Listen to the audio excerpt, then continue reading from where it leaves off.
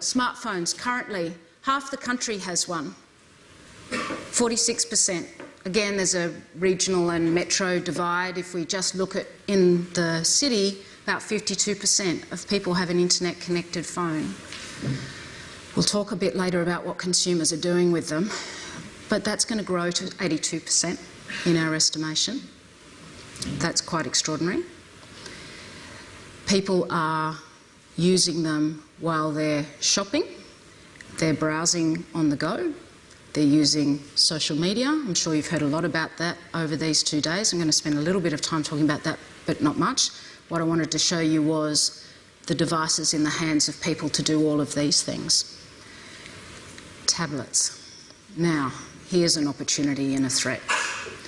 Tablets, we did a really robust consumer survey back in April just before the iPad 2 was released.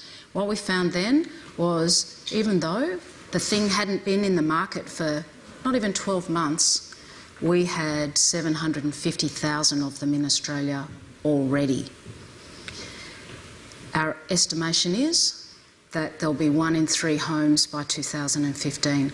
And that's a conservative view because it rests on a particular assumption. Let me tell you this assumption because it will affect you.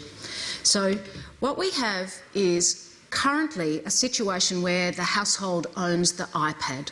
It's a shared device. It's a babysitting device. It's a recipe reading device in the kitchen, but it lives at home.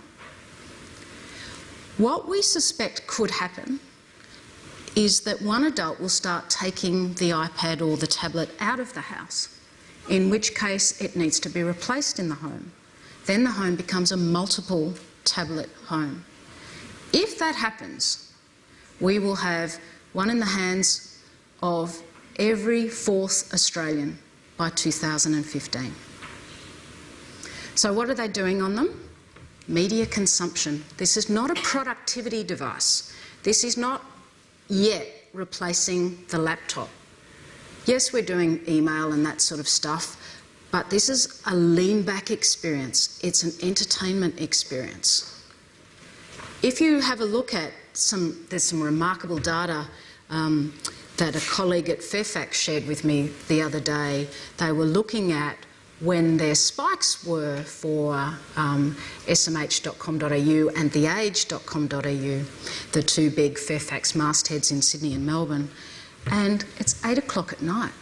After 8 o'clock at night on the iPad is when they have their highest traffic because people are going to bed, propping their iPad up on their knees and consuming entertainment and media.